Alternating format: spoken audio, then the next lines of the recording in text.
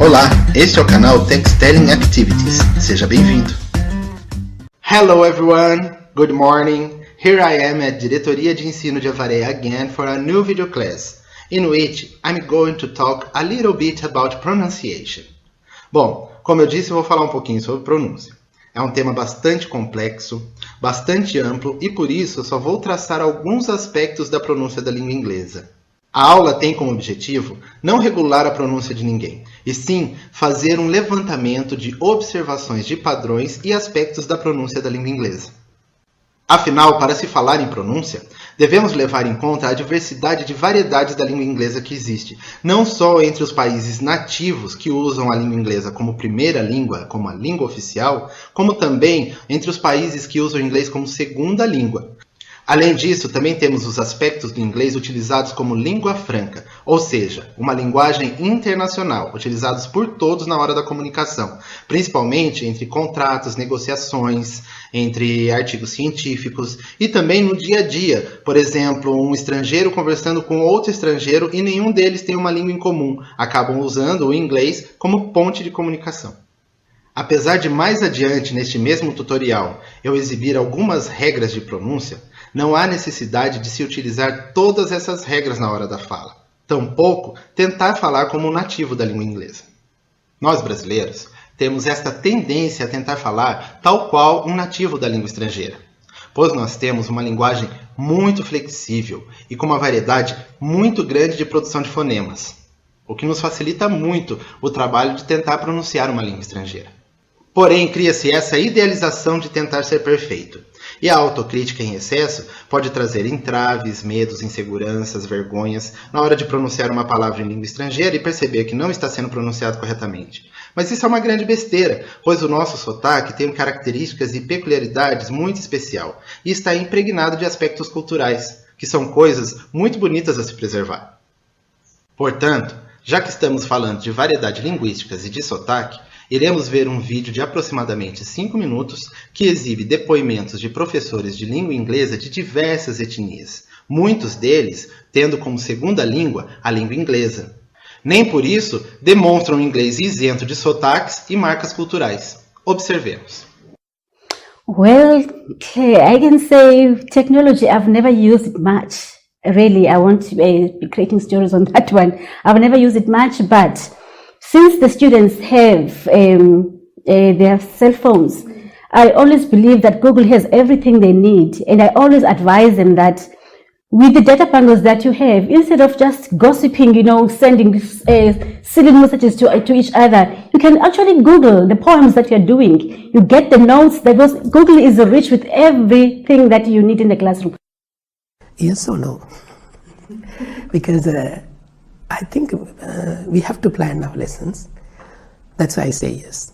I always plan my lessons. But what extent do I describe them on a piece of paper is depend on my context and the requirement. Traditionally, till the last I think 2013, we didn't use technology at all in the classes. But now the PowerPoint has been installed in almost all the classes in our institution, and we are using PowerPoints to teach our both undergraduate and postgraduate students. And we are also using the computer and the amplifier to do some listening practice. Well, it did change a lot.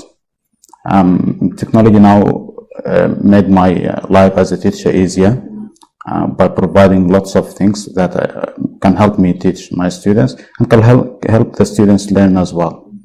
And it's also a platform for communication between teachers and among teachers and also students.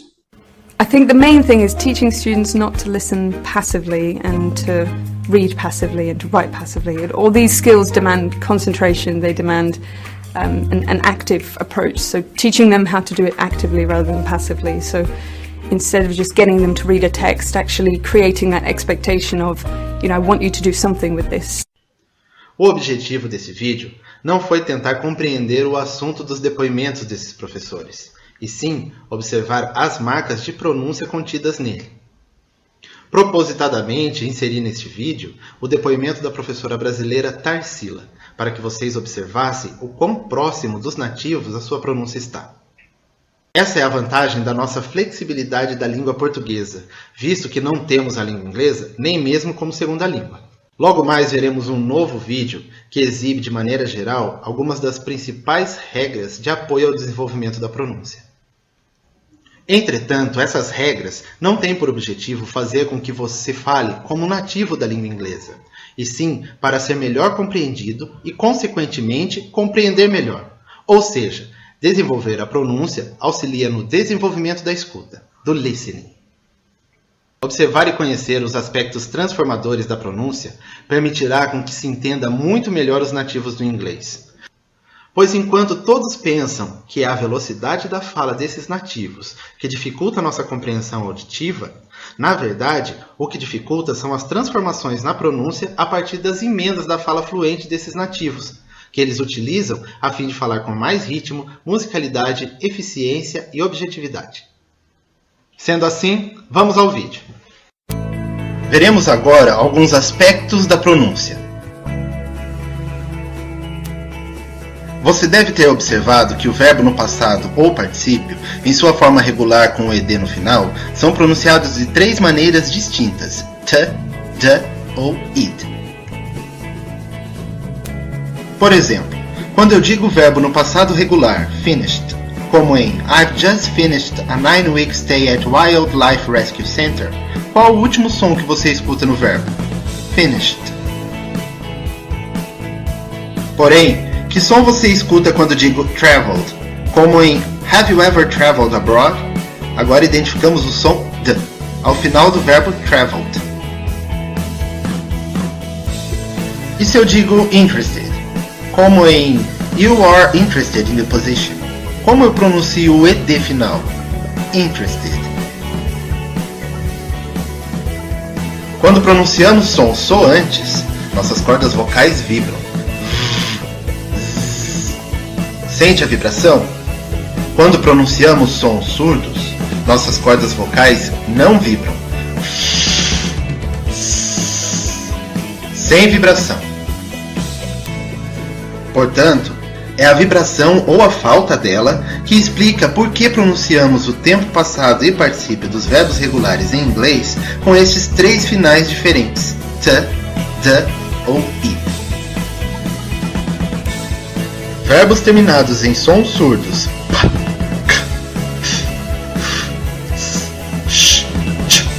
fazem com que o ed final seja pronunciado como som surdo t.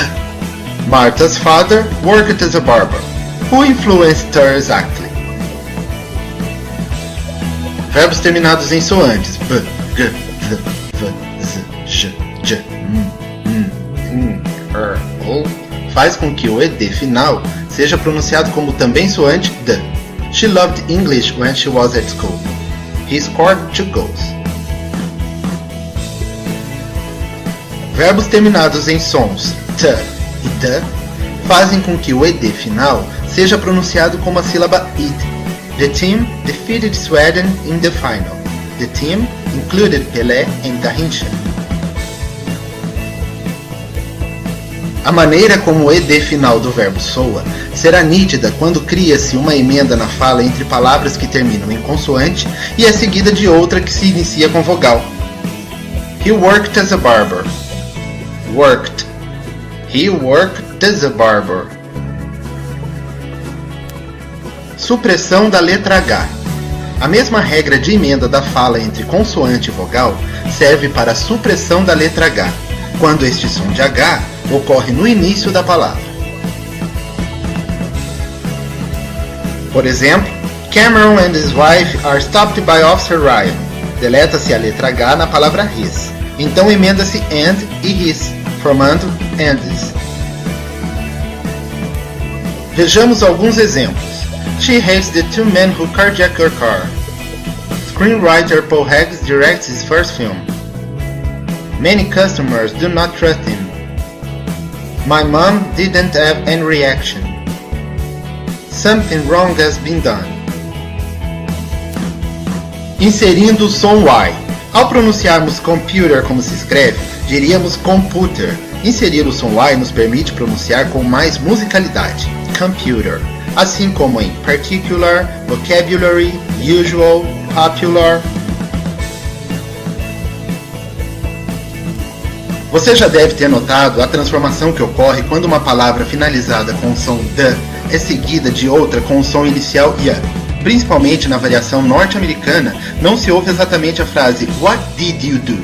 E sim na maneira emendada na qual se combina o did e o you. What did you do? Vejamos agora mais alguns exemplos. Did you go? Would you do that for me? Could you go now? Quando o mesmo som consonantal ou um som semelhante ocorre no final de uma palavra e no início da seguinte, pronunciamos apenas uma vez o som desta consoante, sem dar pausa entre as palavras.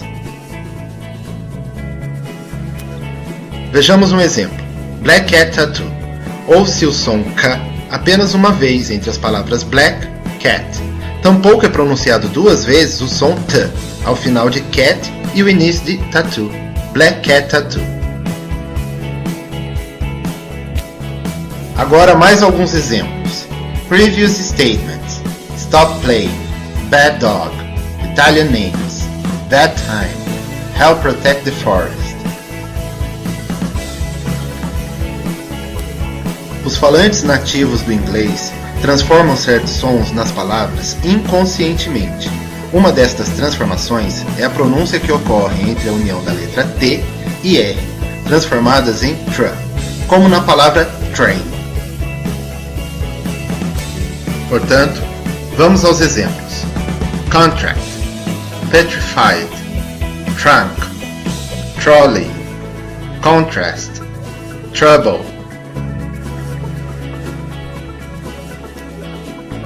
Distinguir os sons E e A provou ser bastante dificultoso para muitos estudantes do inglês, incluindo os brasileiros, sendo importante distinguir o som E como bad do som A como bad, para evitar mal-entendidos.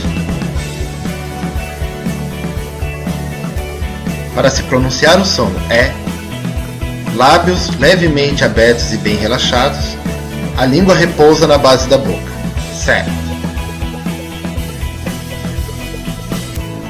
Agora, para se pronunciar o som a boca mais aberta do que para o som E, os lábios um pouco mais tensionados, a língua repousa na base da boca. Sat. Também é muito importante distinguir, para se evitar mal-entendido, o som I, como em leave, e o som I, como em live. Para se produzir o som I, necessita-se somente lábios esticados em forma de sorriso, sleeve. Agora, para se produzir o som E, a boca deve estar mais relaxada e em uma posição neutra, nem tão aberta, nem tão fechada. Slip. Falar inglês com a musicalidade correta não requer apenas entonação de sílabas e palavras. Parte importante do ritmo da língua inglesa é o som átono. Com pronúncia mais breve e relaxada que os outros sons, o átono mais importante em inglês é o ligeiro A, chamado schwa sound. A. Por exemplo, na palavra photography, não devemos entonar cada sílaba, photography. A entonação ocorre somente na segunda sílaba, enquanto na primeira e na terceira utilizamos o som átono, A, photography. Desta mesma maneira, o schwa sound também está presente em economy, politics, investigate, discovery, paragraph.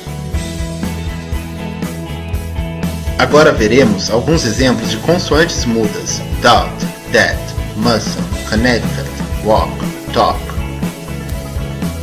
Sign, assignment, autumn, condemn, psychology, receipt, writing, wrong, knife, new. Lembre-se, não é necessário usar todas estas regras de pronúncia. Tampouco há necessidade de pronunciar exatamente como um falante nativo do inglês. Seu sotaque exibe uma peculiaridade especial, estando impregnado de características culturais, e são coisas bonitas a se manter. O que realmente importa nestas regras é auxiliá-lo a falar com clareza e confiança, além de desenvolver habilidades auditivas.